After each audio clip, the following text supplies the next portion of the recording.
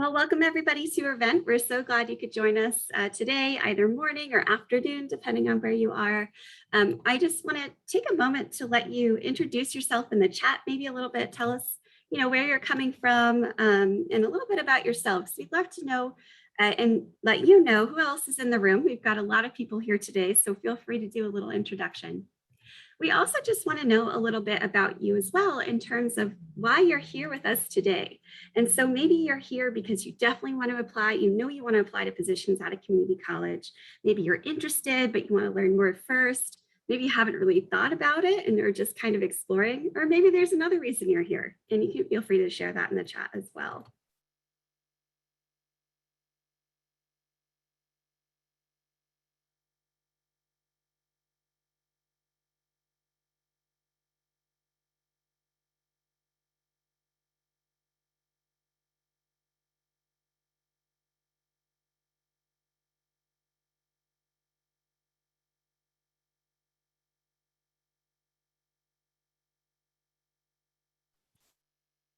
All right. We still have a couple more answers coming in. Hello, everyone. Thank you for introducing yourselves. Nice to see some of you again. I'm recognizing a few names here. Welcome, welcome. I'm going to share the results now. And so what it looks like is we have a lot of folks who are here just because they're interested but want to learn more.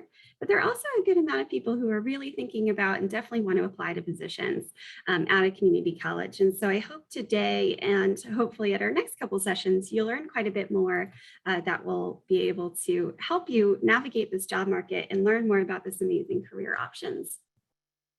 I also just want to ask a quick question of, do you know anyone currently who teaches at a community college? Yes, you know someone? No, not sure, maybe not sure, or other, and you can type that in the chat. Maybe you already teach at one.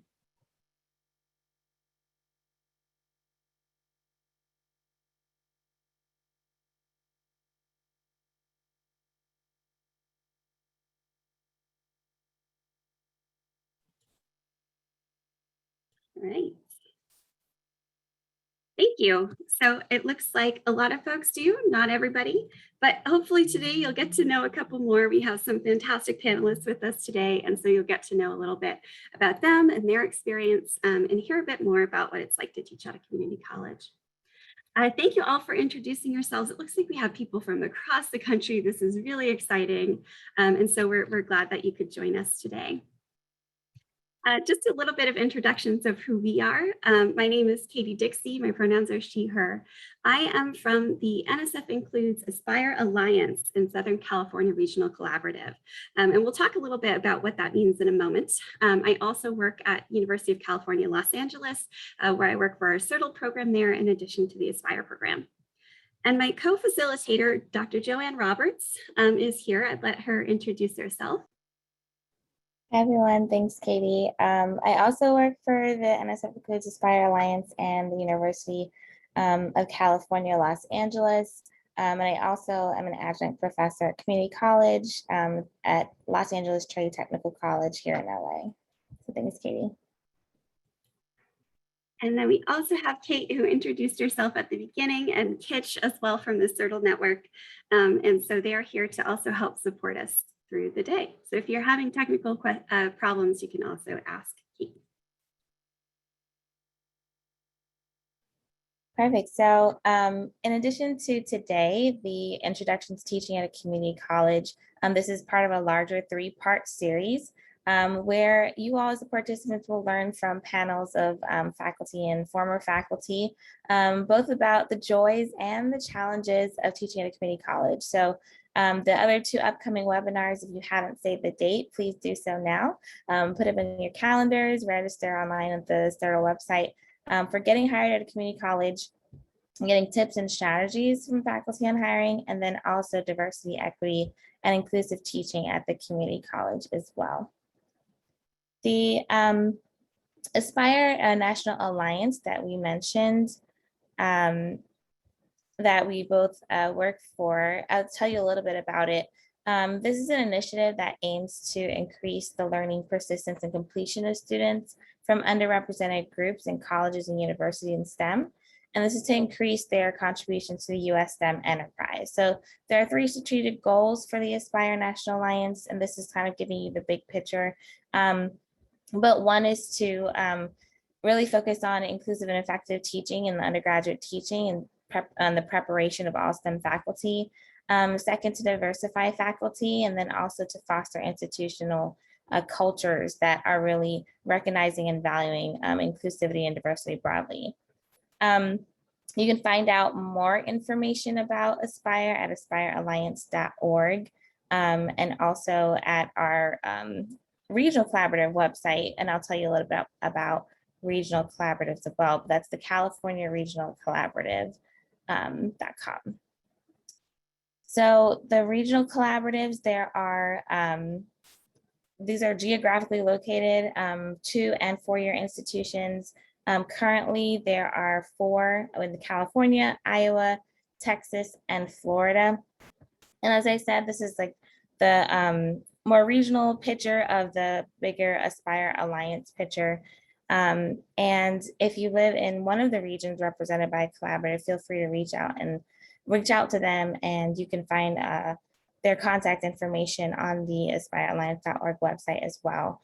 But their goals are similar to the larger Aspire broader goals to increase the number and diversity of the pool of graduate students and qualified professionals pursuing a teaching career in STEM, and also expanding and strengthening the skills of future early career and current STEM faculty to teach the diverse student population at community colleges. Before we start our panel, let's take a moment to think about what a community college is and how that differs from some other institutions. And so one of the things about community colleges is this really distinct learning environment where a lot of the time the class sizes are a little smaller. And so students get a bit more of an individualized attention and supportive atmosphere.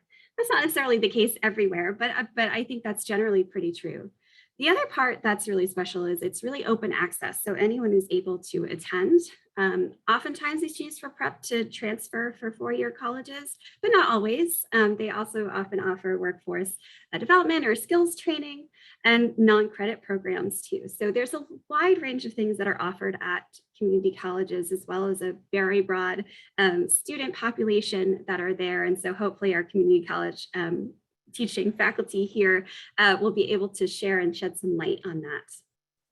And as you can see, there are quite a few people who enroll in community colleges across the country. This is from 2018, and these numbers, I believe, have grown since then.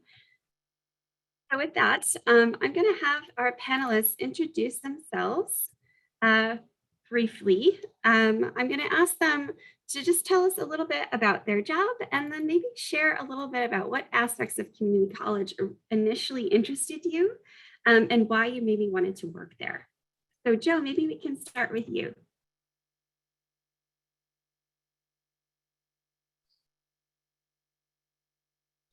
Oops. Thank you. So good morning, everybody. At least I'm in California, so good morning if you are on the West Coast. Good afternoon if you're on the East Coast.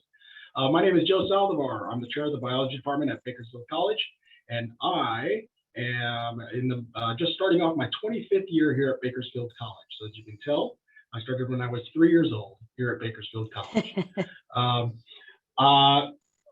Bakersfield College is located in the San Joaquin Valley of California. Now, when many think of California, you think of the beaches, you think of Yosemite, you think of Sequoia, San Diego, Los Angeles, San Francisco. But in Central California, it's a very rural area in which probably 2/3 of the individuals that live in San Joaquin Valley are migrant farm workers, first generation students. So I actually grew up, born and raised in the San Joaquin Valley. Went off to Fresno State, California State University within the California State University system. Then went off to University of California, Irvine for my PhD in cell and developmental biology. Like many students who start off as a biology major, I would only be able to do one of two things. I could become a doctor or go count owls up in the forest. So I was going to be a doctor. Going to be a doctor, going to be a doctor, going to be a doctor. I then had the opportunity of joining several clubs and doing some shadowing, and I recognized I did not want to be a doctor. So spoke with my faculty mentor, and he said, "Well, do you like science? Yes. Do you like medicine? Yes. Then go off and do research." So that's when I embarked on obtaining my doctorate. While I was obtaining my doctorate, I had to do this thing called a TA. I had to become a TA, and I was kicking and screaming and did not want to teach. I hate speaking in front of people. The last thing I ever want to do is public speaking. They gave me my class roster. I stood in front of the class, and I knew it within 5 minutes. This is what I'm going to do for the rest of my life. And I can't even imagine doing anything else than being a community college instructor. I look forward to speaking individually with many of you. Please feel free to reach out to meet with me. I can do it through Zoom, through phone, through text. I'd be happy to meet with every single one of you. Thank you. Thank you. We're so glad you could join us and look forward to hearing more about your story. Cathy, how about you introduce yourself next? I'm Cathy Kerrigan. I live near Portland, Oregon, just across the river in Vancouver, Washington. And I retired just before COVID so I could travel. But I still have the wonderful opportunity to teach one class a term, which is heavenly, as you can imagine, anybody who's full-time. I agree with Joe. I did not want to teach. I worked in industry for many years, and I found myself home with children, went to a seminar, met somebody at the local community college, and she said, "Come and teach a lab." I said, "Oh, that'll be fun." I was hooked from the first day. Teaching at the community college has been the most rewarding career I've had. And I'm happy to share my experience. Did I say I'm chemistry? So I'm happy to share and meet with anybody as well. Thank you, Cathy. And how about Miguel? How about you go next? Hello, everyone. I'm Dr. Miguel Vasquez. I live out here in El Paso, Texas, down south. We're a border city, so this is at El Paso Community College. And again, we have a very diverse student population, being a border city, very unique. And I started my education here at the local university known as UTEP, University of Texas at El Paso. And I was there getting my PhD. I started with my bachelor's in microbiology. And one of the wonderful things about biology is you could jump straight from bachelor's to your PhD program, as some of you may know. And so I took advantage of that and started doing research. And again, once you're in that PhD program, you become focused on that research for a very long period of time. And you kind of feel like you need to stay in research. It's that feeling you get being a graduate student is research is just emphasized more than anything. And so eventually I got to TA after I was in a fellowship for my first few years, and I finally got a chance to TA. And I realized that I loved teaching the science behind the mechanisms, behind the research. Whenever I had an undergrad that I had to explain something, I just went off explaining every last detail, and I just realized that I loved it. At the same time, my research was very successful, and as most research in drug discovery, I ended up getting my PhD in pathobiology and working a lot with identifying drugs against pathogenic diseases. And my findings became very successful to where I ended up having to lead into animal studies. And so my specialty became testing the drugs in mice. And that's where my love for research started falling down, with understanding that my future may be more and more of these animal studies, especially going into a postdoc. And so that's when I started exploring my options around as teaching. And of course, teaching at a university is a lot more for me. I knew a couple of the coordinators already at a community college from the university that I was at. So it's always good to have those connections within the community college. And so after I graduated, I mean, I had that option. I had some postdocs lined up, and I also had the option for a community college. And I took the risk of starting off part-time as a PhD, which at our college, most full-timers started off as a part-time adjunct instructor. And then 1 year later, I got my tenure, and here I am. I've been here for about 7 years now, and got my tenure about 2 years ago, and I eventually became coordinator. Now I'm in charge of hiring adjuncts and supervising and scheduling and all that. And I can't say I couldn't have chose a better path. I completely love my job and have no regrets at all. And research is still an option. That's one of the things we'll get to later on when we talk about debunking the myths. And so yeah, I'm willing to share my experiences with any of you if you all reach out to me. Great. Thank you so much for sharing. Thank you. And so I'm really excited for you to hear more from our fantastic panelists. But before we do that, we have one more important introduction, and that is to just acknowledge the land on which we sit and the traditional and native caretakers. And so where I am right now is in Los Angeles, or UCLA, which is the traditional, ancestral, and unceded territory of the Gabrielino and Tongva peoples. And so we have a link with more information about the Gabrielino tribe in our area. However, you can also visit this website to learn more about the history of the lands that you currently live on and the traditional caretakers of that land as well. So we'll be popping that in the chat. So just to give you a little bit of a structure of what we'll be doing today is we will be kind of splitting this into 3 different sections. We'll focus on faculty duties and faculty life. Then we'll talk a bit about what equity and diversity look like at a community college, followed by a bit more about faculty life itself. So this is more focused in college in what they do on a day-to-day, and this is thinking about bigger picture, what it's like to be a faculty member. So we'll, at the end of each section, we'll pause and try to gather some questions that you have in the chat or questions that you may need to ask. So if comments or questions come up while the panelists are talking, feel free to put them in the chat, and we'll make sure that we'll get to as many as possible in those in-between moments as we take questions. So with that, I'm going to stop sharing so we can see everyone's faces as they're talking to us. And I'm going to ask our first question of the day, which is for Miguel.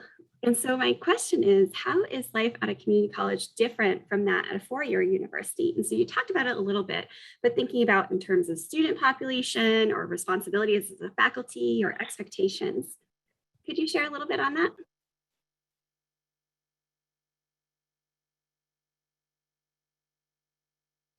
You're on mute, Miguel. So I just told you guys the secret to getting the job. I will have to share that later. But no, I was saying my experience, again, I was at a university for almost 10 years. It took me 5 years from my undergrad because I changed my major twice. I was supposed to be software engineer, but I realized I'm good at math, but I really don't like math. So I switched up to biology and fell in love with science. And so one of the things that I really noticed as a difference when it comes to student population, there's definitely a lot more diversity at a university. There's a lot more international students, especially where I was. Again, being a border city, we had students from Mexico, students from China, India, all over. And you do get international students at community colleges as well. However, it's just far more diverse at a university. At community college, you get more of a local type feeling, kind of more used to what you're used to on an everyday basis. You'll probably see a lot of people you went to school with if you're going to one nearby where you went to high school. So definitely you get that more local vibe in a community college. And of course, the amount of students can be overwhelming at a university. You could be taking classes with up to 200, 300 students, and you're just another number. And while at community college, here in my campus, we cap the classes at 24 students. So you definitely don't feel like just another number. That your professor actually gives you eye contact, and you definitely have a lot more opportunity to engage with the faculty and more options or more opportunities to make friends, to speak with other students. It's a lot easier when it's a more close-knit environment than when there's, like I said, 200 students in a class. When it comes to faculty responsibilities, by far, university faculty have far more responsibilities than a typical community college faculty member. So university faculty are usually prioritizing grants, writing grants, getting money for their labs, coming up with good research, publishing their research. So they have a lot of big things on their plate that leave less time for teaching. So I definitely noticed university faculty, not all of them, but most of them will put teaching as their bottom of the list on their priorities, because that's just how the system is set up. Their job is tied to their ability to publish and get grant money. Therefore, those are their priorities. So you do tend to see some low quality teaching at universities. I mean, you do at community colleges as well, but you tend to get it more frequently at a university than a community college, in my experience. But of course, you will always get that one excellent professor that is just good at everything. So I'm not saying all professors are bad at universities. I'm just saying you're more likely to have one that's a little bit more distracted with more priorities other than the community college faculty, where we have more time to focus on our students. And in fact, on our off time, we are given the duty to develop our abilities to teach. So we are taking workshops to enhance our teaching, finding out better teaching strategies, learning about research on teaching. And so all the things that you don't have time for at a university, we have time for here. And as you see the level of teaching for any given instructor get better and better every year. Compared to a university, they may stay the same teacher for many years because they never really had time to work on their teaching skills. So when it comes to the faculty responsibilities, you will be far more busy in a university, but of course that's going to revolve around your research. And when it comes to, sorry, just checking my notes real quick. And when it comes to expectations, what the university usually expects is that you are already a fully seasoned, well-trained student with all the study skills necessary to take their class, and they won't have the time to teach you all of those skills. While at community college, there's a lot of different workshops and different opportunities to enhance your ability to study, your ability to learn things that you normally wouldn't be exposed to at a university. And so overall, those are kind of my takes on the big difference between universities and community college.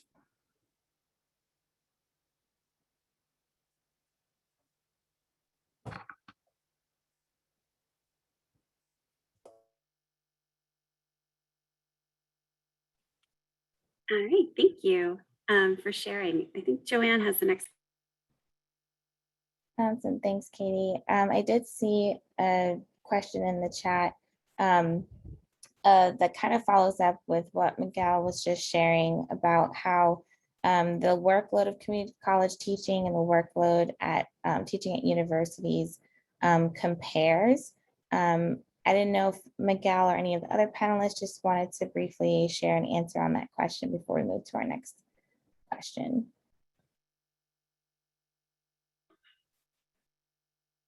I have not worked at a four-year university, but I'll at least tell you contractually here at Bakersfield College, faculty meet with students. A minimum of a full teaching load is 15 hours face-to-face with students. So that could be a combination of lecture and laboratory.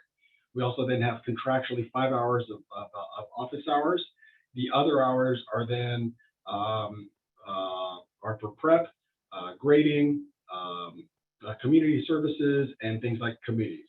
But I will tell you, if you are going into teaching for the right reason, that you truly want to support these amazing students, and I'll elaborate a little bit later on the types of students that you see at community colleges.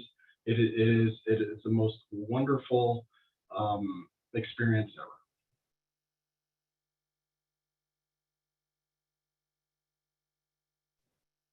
I see some other questions in the chat. We're just going to hold off for a little bit on those questions and come back to them and talk a little bit about the difference between full and part-time faculty. So Joe, as you were sharing, can you share more about some expectations of the faculty members at your institution? Elaborate more on that, the difference between full and part-time. Sure, thank you. So within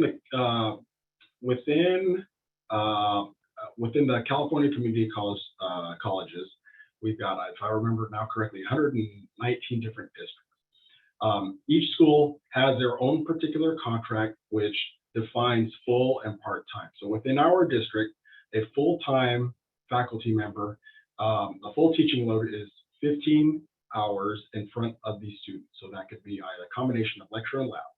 An adjunct instructor or part-time instructor can meet up to 67%, so 2/3 of that time.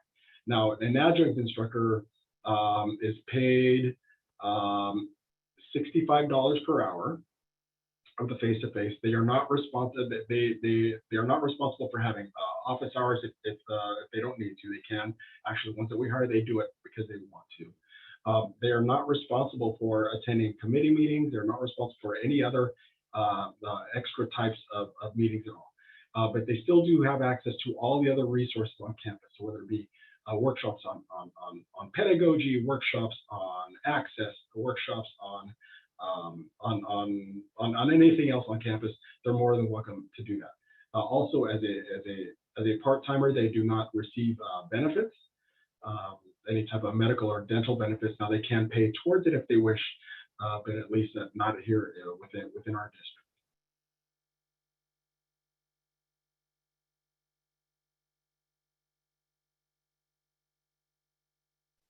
All right, thank you for sharing that, Joe. This next question is for just Cathy to start us off about what do you appreciate most about teaching at a community college, and what did you find most challenging, especially since you came from other different careers that you've experienced? I think what I found at the community college is the passion of the student.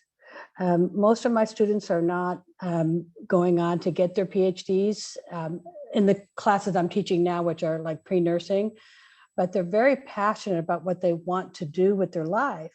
And so, at a four-year school, like somebody said, students are going there and they accept the top 20, 25% of students in the country. Well, we have everybody. So people who are there because they're very excited and very passionate about wanting to get to the next level, whatever that level is. And that's kind of what we want, right? And to be able to take a student who walked into my class the first day with their hands over their eyes and their fingers in the ears, and to be able to peel those fingers off and help them to not hate chemistry so much. And some few of them even actually like it at the end. And to get them to at least not be afraid of understanding science. That's been the challenge, as well as the great joy that I've experienced. I could go on and on, but I'll stop there. Thank you for sharing. Joe or Miguel, would you like to add anything there also?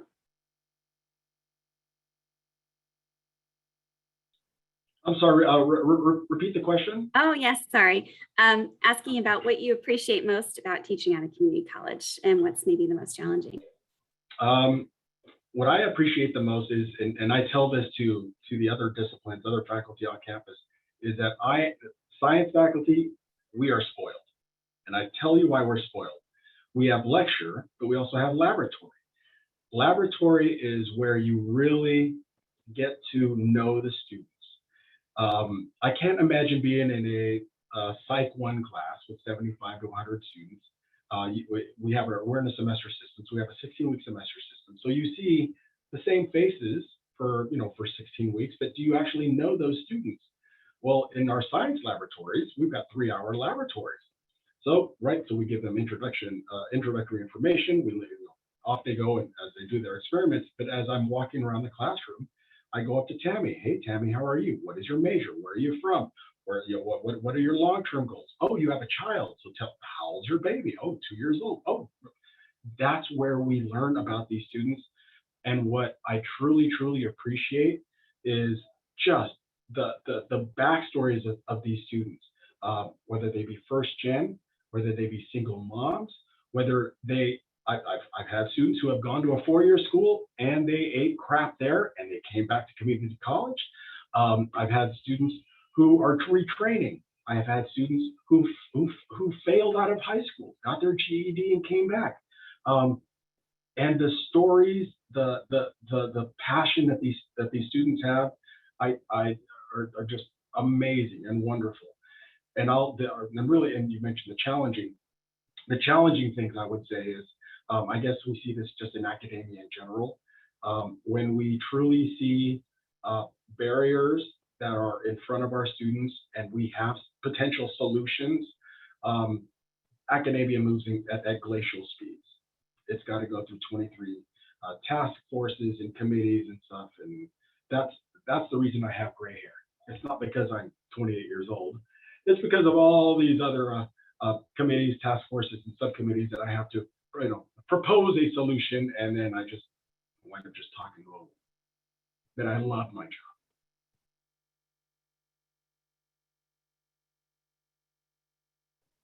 And I just wanted to add, there was also a question about things I appreciate is we have a lot of say and a lot of control over kind of how we teach, not necessarily what we teach. We're still following the state guidelines for curriculum, of course. Am I chopping off or am I good?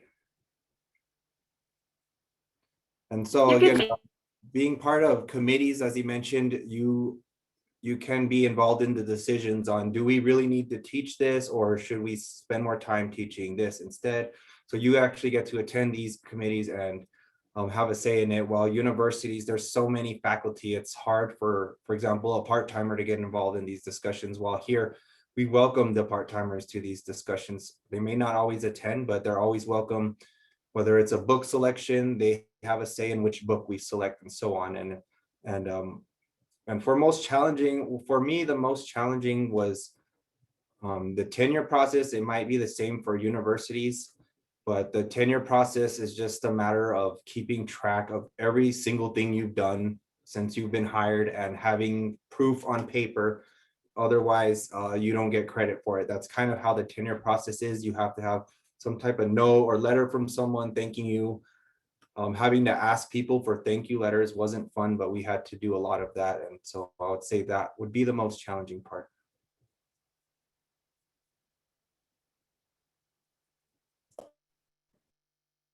Thanks, Miguel. And again, I just want to assure everyone that we see your questions in the chat. We're making note of them so we can come back to as many as we can. Miguel, as you were sharing, I just wanted to follow up with you about what is something that you thought was true about teaching at a community college that ended up not being true, or any myths that we should debunk.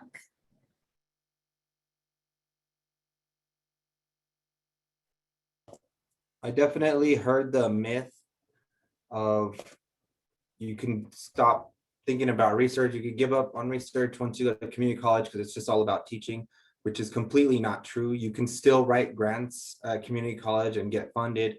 You can, add new facilities to your college. We've had entire complexes built just to grants being funded and new research labs being built.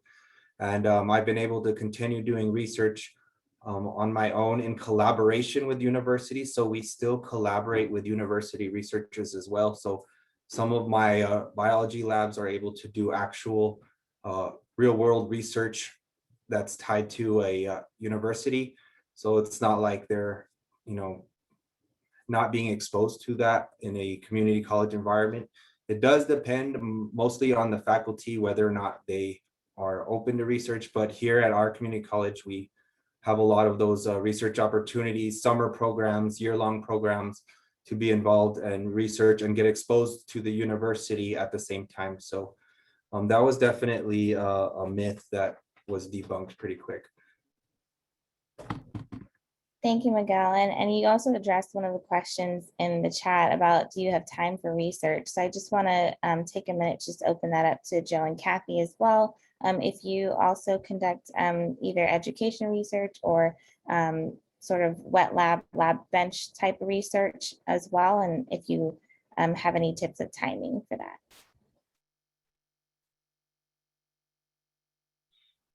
So at least here at Bakersfield College, any research that a faculty member would like to embark on is highly, highly supported. At Bakersfield College, we're kind of on an educational island. So we have Bakersfield College, and then 9 miles away is California State University, Bakersfield. The next closest four-year university is either Cal State Northridge or UCLA, which is about an hour and 45 minutes, or to the north of us at a CSU Fresno, which is about 2 hours. So because of that, our students really don't have very much access to lots of research.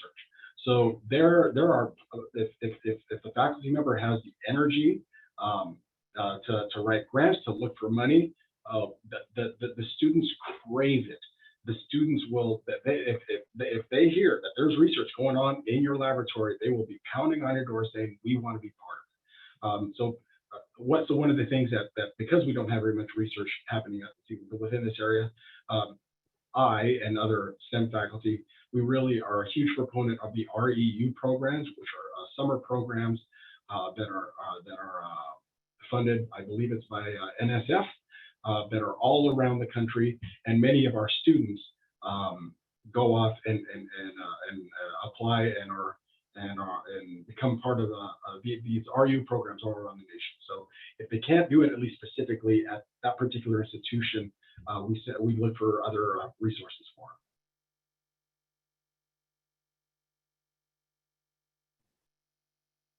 Thank you for sharing that, Joe. And you mentioned a little bit about flexibility. So there was a question in the chat from participants about rigidity of curriculum. So how rigid is the curriculum? Do you just get assigned a bunch of classes with a preset curriculum that you're expected to teach, or is there freedom to develop your own courses as well? And of course, this is open to all of our panelists.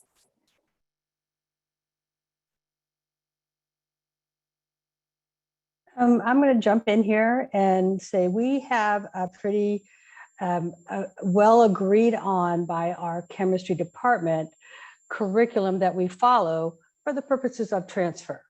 And how you present that is up to you. So in addition to that, we really believe in supporting our part-time faculty and our new faculty.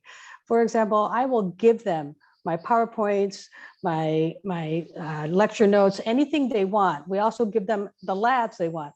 And if at some point they want to change them, that's up to them. And usually that happens via conversation. If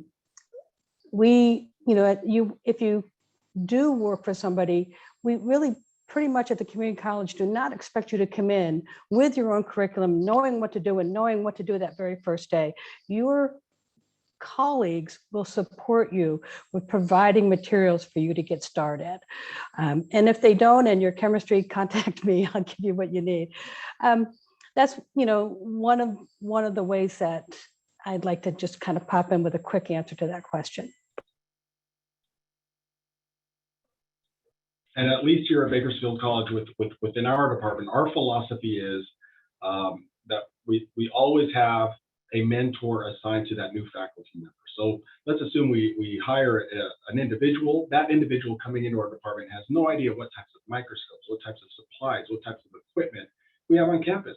So it wouldn't be fair to say, here's a lab manual, here's a book, go to it. So what we do, at least initially, is we place the new faculty member, whether they be adjunct or full-time. We link them up with a mentor faculty member. We also schedule them so that they can sit in on their lectures and labs. And it's not that we want them to be little clones of the individual who their mentor is. It's just so that they can pick up like little tips and tricks on how to present something. Now, once they go through the class, maybe 1 or 2 semesters, they're free. Go off. So now bring in the experiences that you have from your graduate work. And maybe there's a diffusion osmosis lab that we're currently teaching that you have a different spin on it. It's like, well, I know you're doing this, but what about this? Like, please bring. We love these brand new ideas. So we do have what's called a COR. These are kind of the student learning outcomes. These are the things that are required to be taught in these particular classes. So that's usually 5 or 6 of these student learning outcomes. Doesn't matter how you teach them, just teach them. So faculty members are not required to stick to a particular textbook. They're not required to stick to a particular laboratory. They do have the autonomy, the freedom to teach transcription, mitosis, meiosis, cellular expression. Teach it how you want. Present yourself as you as a teacher. We do not want little clones of each other. Thank you all for sharing your ideas and that information with us all. I have I think just for the interest of time, want to move on to our next session or section that we focus on equity and diversity at community college. I do just want to say for the questions in the chat, we'll try to come back to some in a little bit, but as far as the ones about CVs and applying to jobs, we will be having our second session, which will be focused just on applying and getting hired. So I want to just kind of put in a little plug for that in November. So Joe, I think this question is for you, but thinking about what are some of the efforts your institution is taking to promote the success of students from underrepresented groups or underrepresented minorities, and what are they doing to encourage the retention of underrepresented students in STEM? And so you already mentioned a couple maybe, but are there others that are happening? So our president wants to transform our community. So in Kern County, we have the highest rate of illiteracy in the entire dang state, which is an absolute crime. We also have the worst air in the entire dang state, a bunch of fires and stuff too. So what is a way to transform our community? Well, through education. And because of that, our outreach has gone on to the high schools. They've gone out to the junior highs. They've gone out to the prison systems and now exposed individuals to the thought of higher education in the first place.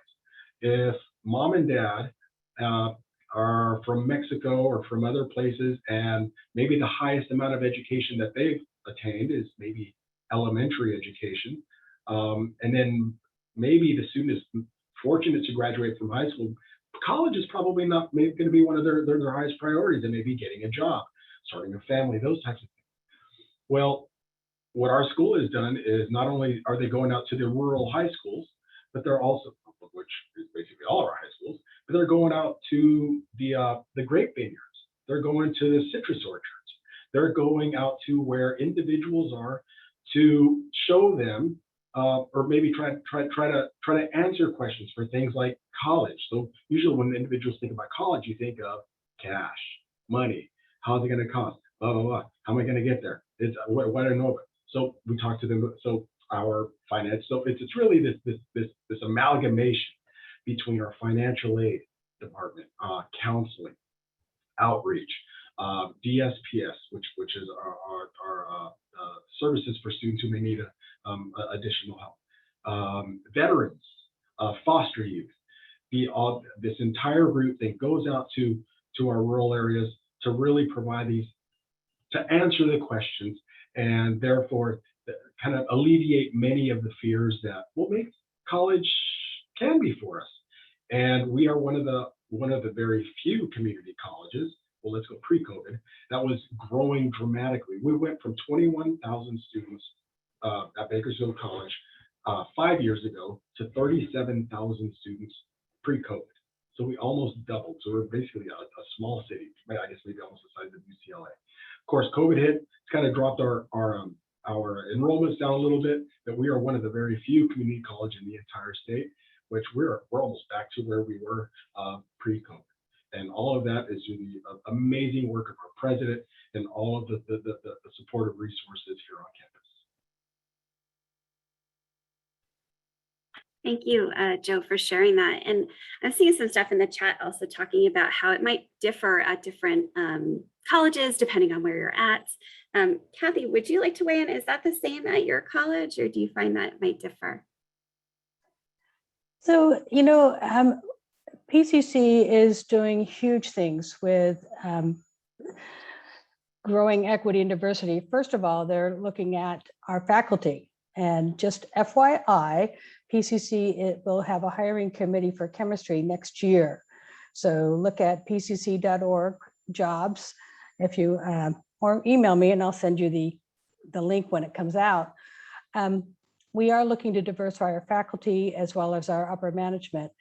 In addition to that, they're doing a ton of recruiting as well as professional development. And how do I put this nicely? I am not young. So I grew up with a different language, and I used that language when I was getting started teaching. And I always thought I was open-minded and paid attention to diversity, equity, and I still think I teach very well with equity. But what I have learned from the professional development that PCC has required and offered as optional for us is just huge. And it's what I would not have learned in my PhD program at school. So my suggestion to all of you, if you can get a part-time position at any local school and attend some of these professional development programs or do it through CERTL or whatever, get the training, learn the language, and learn to self-assess. What are you doing that may not be the best way to improve the quality that your students are giving you back, and helping them all to be more successful? Does that answer the question okay? Yeah, I think so. Thank you for sharing. I'm going to hand it over to Joanne to ask our next. Yes, thank you. Thank you, Cathy, and thank you, Joe and Miguel. So this question is for you, Miguel. Thinking about the pandemic and the associated changes with the pandemic in teaching, so like moving to remote instruction or in-person learning with masks, how are your students impacted by this? And what did you or other faculty do to help support students? We'll start with those questions. It's kind of a follow-up question, but we'll start with those two. Okay, well, first off, the word devastated is an understatement. Luckily for me, I was already teaching online before the pandemic began. In fact, out of 50 biology instructors across our district, I was the only one that had taught online because our department was questioning whether or not we should even offer online in 2019. And I realized we were the only college in Texas that didn't have online biology. So I was pushing for it and they said, all right, go ahead and pilot it. And then we'll come back in a year and we'll determine whether or not we'll keep it going or we'll just shut it down. And then pandemic hit and now 100% of our faculty are teaching online. And it was really hard on the I feel like it was harder on the faculty than it was on the students. And by making it hard on the faculty, it really made it hard on the students. So I think that first semester or two of transition was hard for everyone. Students really struggled with self-motivation, not all, but I noticed a lot less students doing work than in a typical class. Usually I would have like one student per class that wouldn't show up or do anything. And it became 4, 5, 6 students not showing up, not doing anything. So to counter that, we would send out periodic emails, of course, to get a hold of them, see what's going on, and that would usually get them going active. Weekly announcements so that every week they're getting some kind of information about the course and where they should be in the course. Otherwise, they would just get lost surfing through the course online, for example, scanning the online content. A lot of students had trouble finding their assignments. Where do I find the lectures where I take the exam? So we started making videos, recording ourselves going over our class on the screen so they could, literally watch you going through your course. So screen recording yourself do that would really, really help the students kind of navigate the course better. And of course, having a really solid course calendar with dates for due dates, exams, everything. Since it's online, it's a lot easier to stay on a schedule, and it's a lot better for everyone to have a solid schedule. So compared to a face-to-face class, you could kind of get a feel for the class. You know what, we're gonna do another week on cellular respiration and then we'll have an exam. But online, you really don't have that flexibility to just change the date. You know what, we're just gonna change the exam to next week. And so those were a lot of the issues that we were seeing in that transition. And ultimately, I felt it's permanently changed education for the future. Now, a lot of people were expecting to end up retiring without ever having to teach online. And now that is not a reality anymore. So it's a matter of accepting the new reality.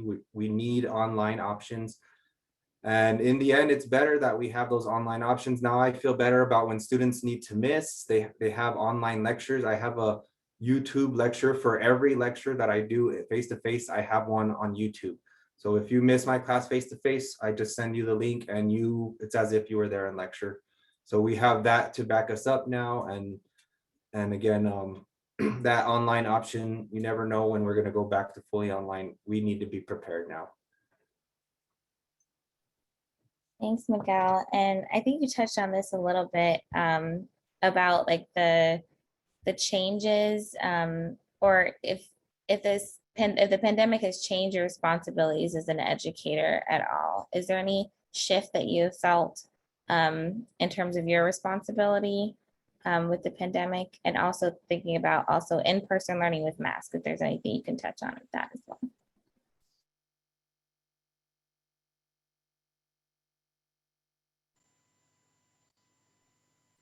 So far, the masks haven't been a problem for in-person learning. And well, we live in Texas, so it's optional. And it's mainly dependent on what city in Texas you're in. In El Paso, almost everybody wears masks. But if you were to go to, say, like Austin, then probably nobody's wearing masks. So it's become really a political thing in Texas or throughout the US. And so it hasn't been a problem to me. And it actually has been helpful for lab, when we're working with chemicals or bacteria, and they don't have to smell it anymore. So it's kind of, they didn't have to wear masks before, but now it's kind of helping in some areas of lab. And so no issues at all for me when it comes to the masks or any of that. Thanks, Miguel. One of the things that, just to pop in very quickly on that one, is we had a lot of students who were struggling to survive. And PCC also has a lot of resources that they wanted to share, everything from vaccination sites to how to get access. Our food bank closed down on campus. So where can they get food and where can they participate and get financial support? So I felt more of a responsibility to make that obvious to my students every week, every day. Yeah, thank you for pointing that out, Cathy. I'll hand it over to Katie for the next question. So I didn't see a whole lot of questions for this particular section in the chat there, but I do just want to call attention to there was a question about internship programs, and so we'll kind of finish out with some of that, but there are different ones in different regions, so certainly checking them out. So a question in here is about the hiring process. And so maybe this can take us into our next section a bit, which is about faculty life. And then we'll try to get to some questions about hiring, although we do have that whole different section that's going to be dedicated to that in November. So our next section, again, is about faculty life and what it's like to teach at a community college. You shared a little bit already, kind of some of the parts within a classroom, but what about your experience with providing support to students in the form of advising and mentoring? Do you do a lot of mentoring? Joe, maybe you can start us off. So as I mentioned, I'm very, very spoiled because I'm a science teacher. So not only do I have the students lecture, but I also have them in lab. And then this door right here, right, students come right on in. There's actually a little sign right there that says, I'm in a Zoom meeting, no office hours, and so I can actually hear students walking through there, hoping that they can come on in. So that's the opportunity where I really do have that opportunity to get to know them. So when it comes to mentoring and advising, I'm also because I was a pre-med and I was this close to going, at least trying to get to med school and stuff. So I kept up with what's required to for applying to medical school. So I also am the faculty advisor for the pre-med club here on campus. So I do some primary academic advising for those students who are pre-meds, who are thinking about transferring to a four-year school. Should I go to a CSU? Should I go to a private school? Should I go to UC? Should I be a bio major? Can I be a Spanish major to go to medical school? how do I prepare for the MCAT, those types of things. So I primarily advise for the individuals that are thinking about medical careers. When it comes to the mentoring, then that's where I change my hat to almost a therapist or a counselor. Many of these students have some really, really tough home lives. And I just sit and listen, and most of them, they just want to speak. And for me, the way I can help them is just to listen, and then also share my personal stories with them. So my parents were born and raised in Mexico, came to the US for bigger and better things. First gen, didn't know what I want to do with regards to after am I going to be a doctor or not, and then tell them about the many times I wanted to quit before receiving my bachelor's. And then I tell them about, so then going to PhD, getting a PhD, about the bajillion times I thought about quitting graduate school. And then I respond back to them. When you have these feelings of, I want to quit, I want to do this, I want to do this. So I tell them, what that makes you? Normal. Because believe it or not, there's a bunch of other students that are going through very, very, very similar things. Financial, personal, health reason, those types of things. And at least with me being a Latino here in the area and 2/3 of my students, then I know exactly where they're coming from. I see the double standards where if I'm the male, I can go off to the four-year university immediately. My sister, who's the niña in the house, she can't go off to a four-year school immediately. She has to go to the local community college. So I also understand those things. I also understand that with regards to our culture, right? You don't speak up in class, you sit down, shut up, turn your paper, never raise your hand. But then here I am going to try to pull it out of them that you have to take initiative with your education. You have to be motivated. So that's another type of transformational thing that we all try to do with our students. So fortunately, I'm in an amazing campus, supported by wonderful administration. We are in a department that truly, we love each other. We love each other personally. We respect each other professionally. We don't walk around a hallway saying, "Oh, is that person there?" I can't imagine being in a better place. Thank you. I think that's such great advice too, that I think applies in a lot of places. So thank you for sharing that. And again, that comes back to the diversity and the paying attention to the culture in your region and who's in the area and knowing how best to advise them, I think is a really great point. Cathy or Miguel, do you want to add anything to this? Is that similar at your institution as well?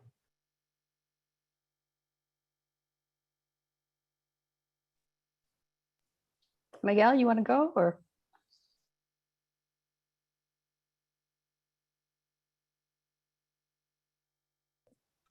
Okay, I will. I would just echo all of that. Yeah, I would just echo everything he said. So you go ahead, Cathy. The same thing is I work with a wonderful group of people, and it's very true when he said we love each other. We really do. In fact, I just got a text from a colleague who said, I just need a vent, and that's what we do for each other. We support each other, we help each other, we listen to each other, just vent a frustration, whatever it is, and we move on and we get through it. Whether it's venting about a student or venting about a vendor or whatever. And it's really wonderful to have that kind of support. Campus life, I miss it. I'm not on campus, and our campus is still closed and only a few labs are back on campus. So I very much look forward to the campus being open again and being able to go back there and just hang out and watch people and talk to people, as a little old lady on campus who says, "Didn't you used to work here?" But it's really a cool place to be.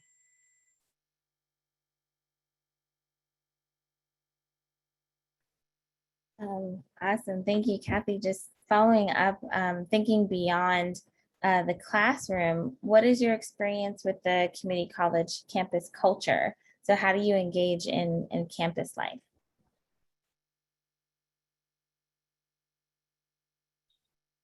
So Bakersfield College is the oldest. Well, Fresno City College, which is about an hour and a half north of us, they will claim that they're the oldest community college. That there was a little break with regards to Bakersfield College. So our college is 107 years old. The metropolis of of Bakersfield and Kern County, it's about 800,000 individuals. Almost everybody knows somebody who works or went or graduated from Bakersfield College. When I wear this shirt around campus, somebody will ask me, do you work there? What do you do there? Are you a coach there? Blah, blah, blah. And now that I've been here for several years, everywhere I go, right? So it's the server, it's the individual who's going to sell me solar, right? All of these amazing former students are all over the place, or at least alums of Bakersfield College. And so because of that, it really is. When Bakersfield calls themselves a community college, we actually truly is. They have been embedded in this community for more than a century, and they are truly part of this community. Cal State University Bakersfield opened up in the early 70s, so they're gaining that tradition. But with regards to the community, there's, at least within this area, there's no institution that even matches what Bakersfield College is.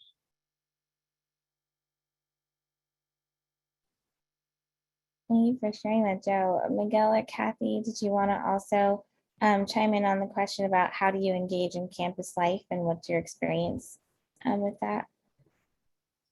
Yeah, I'll jump in. I mean, there's lots of events, field trips, things like Welcome Week to get involved with the students. I give a study skills session during Welcome Week to help. So something like this, there's like over 100 students that attended it. And that's really one way to get involved. And then also the research we do, some of it involves field research. Of course, it's slowed down a little bit after COVID, but pre-COVID, we would do a lot of trips to local wetlands and the local river and collect samples and collect data using field samples. So there's many ways to get involved with the college life with the students. And when it comes to the faculty, compared to a university, I really, really love the faculty vibe at a community college compared to a university. When I was at a university, you can see there's a lot of big egos. I mean, there's somebody who $10 million grant for cancer research, he's a hotshot, and somebody who discovered a protein for HIV that's never been discovered before. You say hi to them in the hallway, they won't even look at you, give you the time of day. You get that kind of attitude. I did at least a lot from the university I was. A lot of professors just seem in over their heads with big egos, that they don't have time for the students. They only have time for their research type of attitude. While you don't get any of that at community college. It's just a family vibe. We're all in it together. No one's in over their heads, and there's no big hot shot, researcher who discovered a cure for this or that disease, and thus they think they're more important than everybody because of what I did in my research. Again, I really love the vibe we have here going on at community college. So that adds to that culture of that tight-knit, family-friendly culture.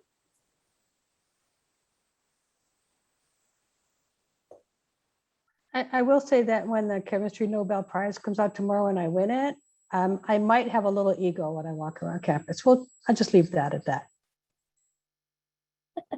Understandable. Thank you, Cathy and Miguel, for sharing on that. And I see that there's a question in the chat about how is it balancing working at a community college and raising a family? And so I'll keep that question open for all three of our panelists. If you'd like to weigh in. So the way scheduling works here on our campus is, so I'm department chair. Faculty submit their request for days and times for teaching, and especially if they have little ones, they may want to teach during a particular time. If they have children in school, they may want to be able to teach during the later mornings, early afternoon, so they can be home with their families. The flexibility with regards to teaching schedules, we community college offer courses as early as 7:45 in the morning, all the way up to 10 in the evening. They also offer them on Fridays and on Saturdays as well. Some courses are online as well. So with regards to balancing family and teaching, I can't imagine another profession that where I can do that. So for me, fortunately, maybe I just timed it just right. When my first son was born, he was born on December 30th, which meant I had about 5 weeks at home with him. before the initial spring semester started. My next son, he was born in late May, so graduation was the first week of June. So I was able to be at home during the summer. So I just, knock on wood, just timed it just right. And that's just the way it would have happened. So there are times where we do have, whether it be the winter or the summer or other interest sessions, where you do have time to vacation, to spend time with the family, to just get away from it all. But those times also, if you'd rather teach during the summer, you can. And I know several districts around the state also have winter intersessions. So it's really, you do have the flexibility. If you want to teach all year long, more power to you. If you'd rather have a couple little gaps here so that you can do a little travel, a little vacation, a little fun with the family, that's available for you as well. Cathy or Miguel, did you want to weigh on this question as well before we move on? Just quickly, I raised my children when I was teaching, and I was a single mom shortly after I started teaching. And the work-life balance was still tricky to do, but it was very good and very supportive. I didn't have the pressure on me to produce publish something and produce research. So I'm very grateful for the opportunities I've had to raise my children and to balance this wonderful, challenging career while doing it, and feel like now, as my children are growing and raising their own children, I can balance my time and still contribute in whatever way that they'll let me. So it's a wonderful life balance. And I'll jump in. And how I've always seen it is you either work to live or you live to work. And I feel like the mentality at a university is you're living to work, because 90% of the professors I worked with, they were there 7 a.m. to 7 p.m. minimum every day, making sure research is going, making sure students are showing up, their labs nice and well funded and everything. So I felt like if I were to ever end up in a university, I would have minimal time for a family.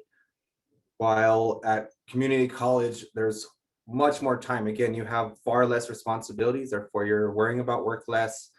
You have less of that stress at home where you're thinking about your research. What am I going to publish, or what's going to happen with this experiment? Are they going to fund this grant? You have a lot of worries in university that I used to have as a PhD student that were immediately gone the second I got a community college job.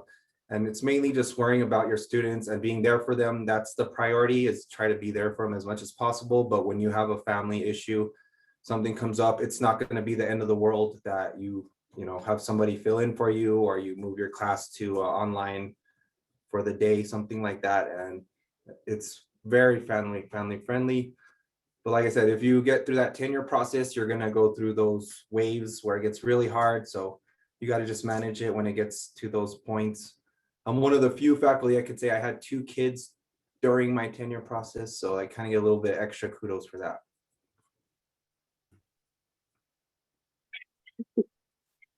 Definitely extra kudos on that for sure. Thank you all for sharing that. And so it does sound like there's some work-life balance there. And I loved how you say live for working, or work to live.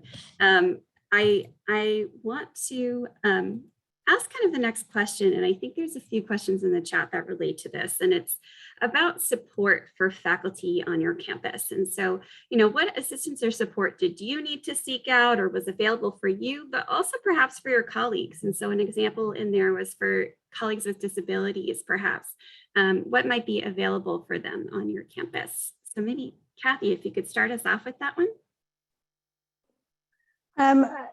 Absolutely. I mean, we have great support. And of course, being a fairly metropolitan campus, we are very sensitive to faculty with disabilities, and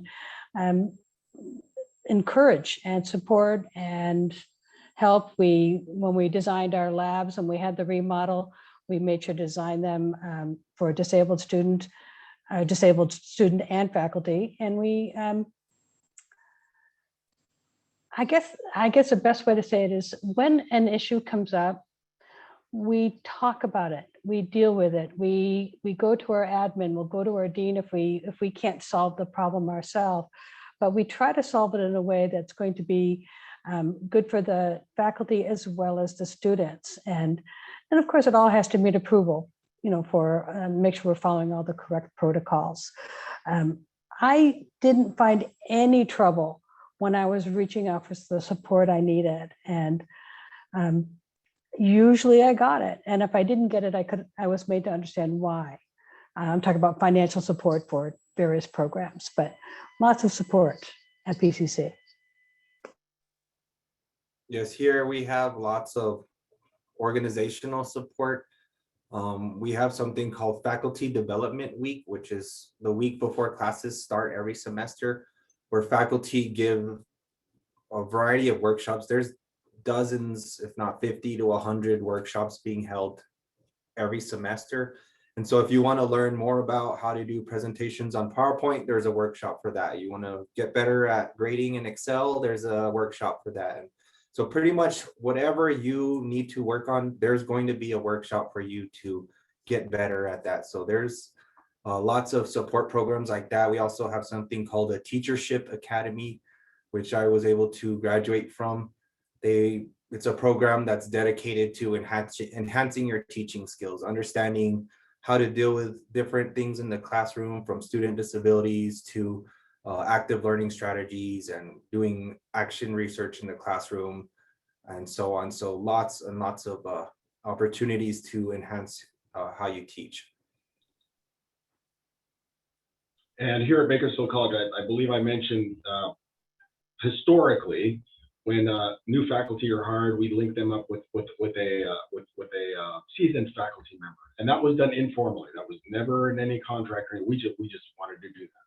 Over the last several years, it's now been formalized, and now over these last couple of years, in conjunction with Aspire, we now have a faculty diversity program where we take either recently students who have recently finished off their dissertation or about to finish off their master's or PhD dissertation, and we link them up with a full-time faculty member, tenured faculty member, and they go through how do we set up, how do we prepare for lectures, how do we prepare for labs, how do we prepare for, how do you grade an essay, what's a rubric, all of these different types of things that, right, because we have a master's, we have a PhD, so I'm assuming you know how to teach, which is absolutely wrong. We don't know how to teach. We need to learn how to become teachers, and the way we do it is through other teachers. And then with with another kind of campus-wide support. Imagine your president or the chancellor of your district saying, "Oh, by the way, tomorrow campus is closed. You got to throw everything on Canvas." 400 faculty member had to transform their face-to-face courses onto Canvas, and we have an amazing group here on campus for instructional technology, including myself, Miguel, who said, "I'm never going to teach online. That's a bunch of crap. There's no way you can teach this stuff." And they transformed me. They were able to do that. So, there are support systems, there are support groups which provide the assistance and guidance for community college instructors. Do not ever feel that you have to do anything on your own. There is help for you. Thank you for sharing that. I just kind of want to follow up here on a question that's very related to this, but so there's local support perhaps for your institution, but are there also some more national ones? And Cathy, I know you're involved in one for chemistry. Is that right? Do you want to talk a little bit about more broad support or other types of opportunities out there, especially those focused on social justice or trauma-informed instruction or anti-racist teaching? Yeah, I'm really excited. There's a couple of things going on right now. I'm part of a Washington State College Chemistry Teachers Association that I joined when I was teaching part-time here in Vancouver, and I'm still considered a member, even though I'm just teaching across the river. And with that, the focus there is on equity in chemistry and teaching and social justice. I'm very excited to attend that. I'm also a very active member and a board member in our 2YC3. I'll put the link up in a minute. The 2-year College Chemistry Association, which is a sub committee of the American Chemical Association. And we just finished our fall series of conferences. We have gone completely online. The last 3 conferences have been completely online and very well attended. And they're everything from how do bears hibernate, what's the chemistry of hibernation of bears and how to use it in your GOB class, to, again, equity in teaching. So there's some really wonderful opportunities out there in the national level for you to participate in. And you know what? It's not required. So you can do as little or as much as you want.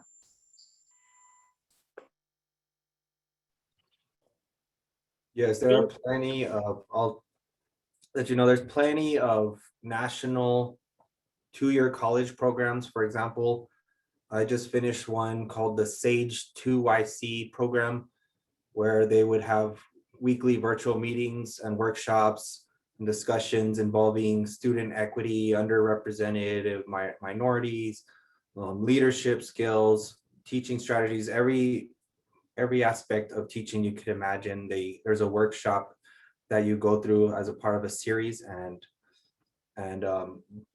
that, along with other groups such as CUBES and NABT, National Association of Biology Teachers. I'm sure there's a program for every major out there that has these types of workshops. So the opportunity is out there.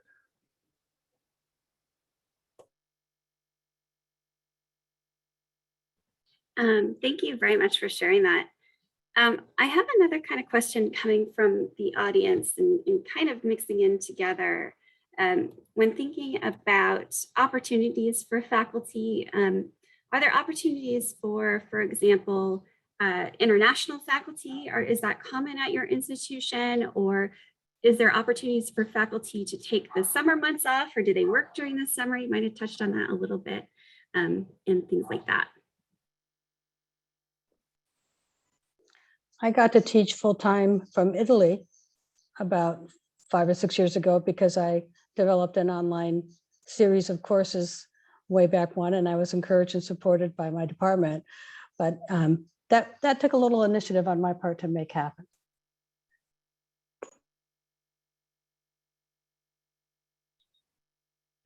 So contractually, we have a fall and spring semester. The fall usually begins middle of August and about first, second week of December. The spring semester begins middle of January and goes to about the second week of May. We have then a summer session because it's a relatively long gap there. So we have several summer intersessions. So it's up to faculty whether they want to teach or not. So if you're a full-time faculty, you can teach it as overload. It's a little extra money. If you're an adjunct faculty member, you can teach during that summertime as well. It can be during the entire time or just a fraction of the time. Bakersfield College seems to be moving forward for the potential of having a winter intersession, but we're not there yet. So at least that's at least where Bakersfield College is.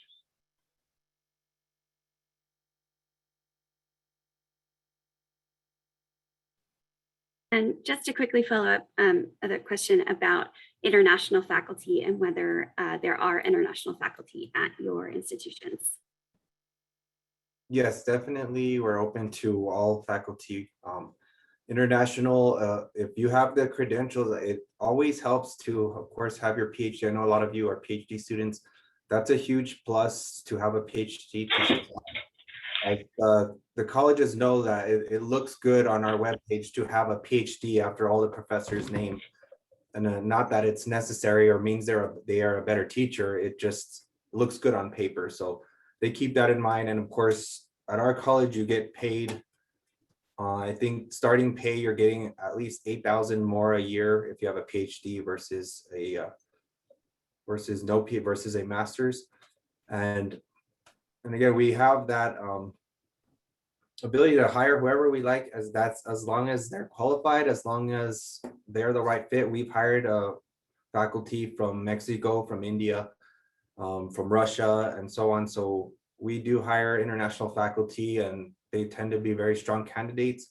But of course, it's always good to know someone in the college first. Always try to get to know somebody in the college, get that foot in. And that's what we're always looking for when we're hiring is like, oh, you know her and he knows her. That way, you know, you have some more information on that person rather than just going off of just the interview and you have nothing else to go off of.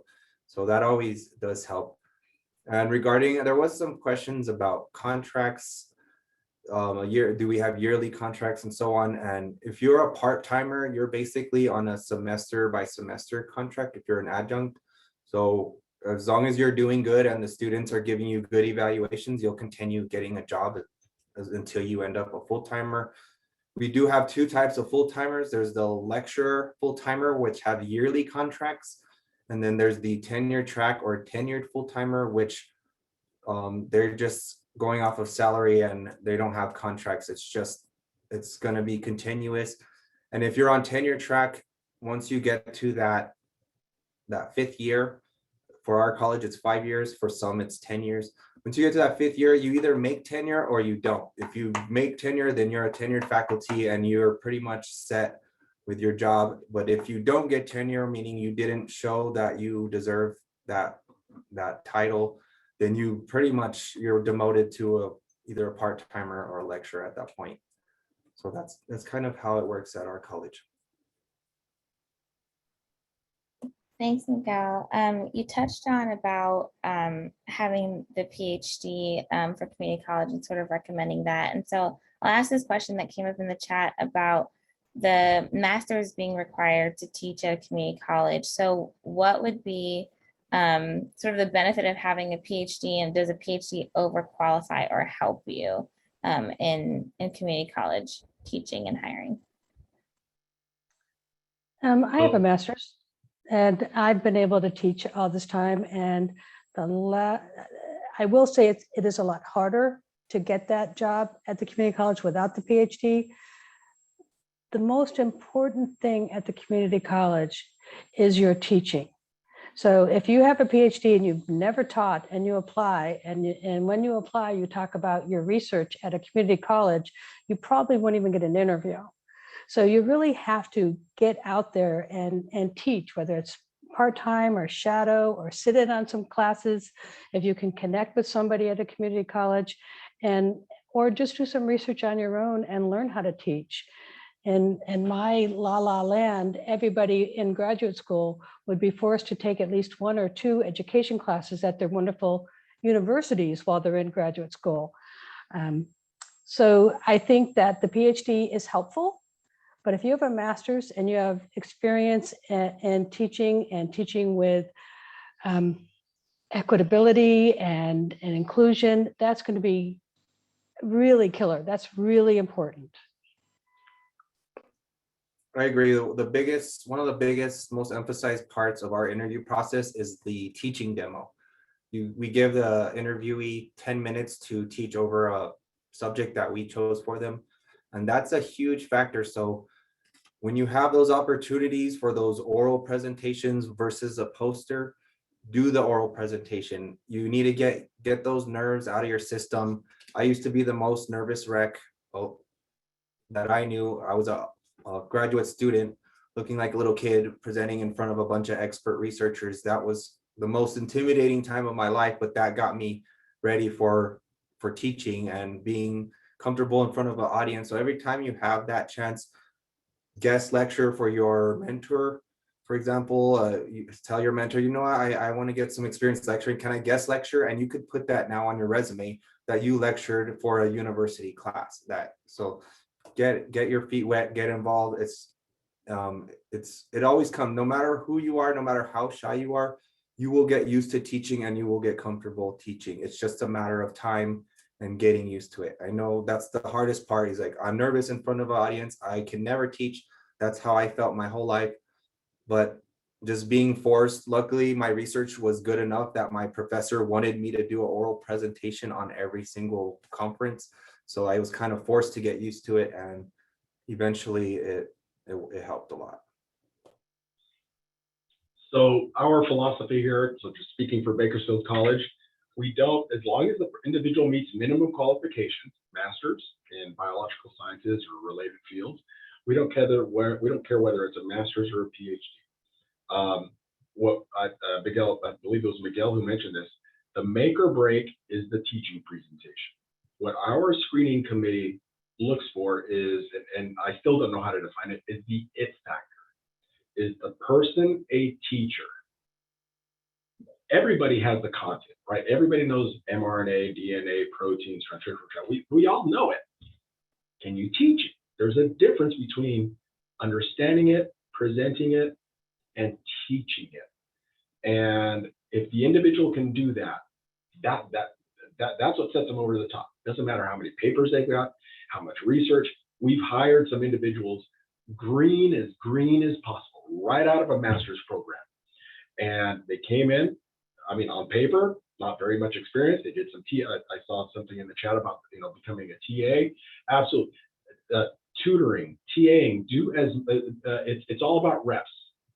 Do it as much as you can. Be in front of an audience, be in front of a class, do it as often as possible. Be as comfortable with the material, with presenting, with analogies, with ideas, with new ways to present things. Something else I would also, I guess this probably be for the future ones, is sit in on other instructors that you've heard are pretty good. They have this thing called Rate My Professors. Go check out who are the good ones and sit in on their class and see what they do well. So I'm a faculty chair. One of the best things that I enjoy about being a faculty chair is I get to evaluate faculty members. So when I go in and evaluate faculty members, I'm not evaluating them on the content. They know the content. Can they teach it? Because that's what community college students need. They need a teacher. That many of them don't even know how to study. They've never had to study before. They had a worksheet. They never had to study. And now I'm going to college and now I have to study. They need a teacher. So that's what we look for.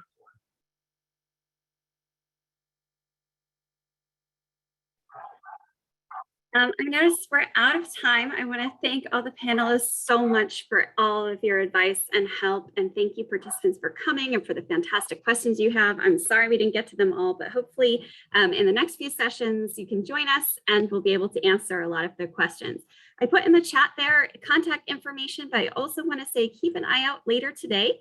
We'll be sending a survey so we can get some feedback from you and hear more about your experiences so we can make this even better next time. So I want to just give a huge virtual round of applause and physical round of applause for our panelists. And thank you so much for joining us all. Thank you for having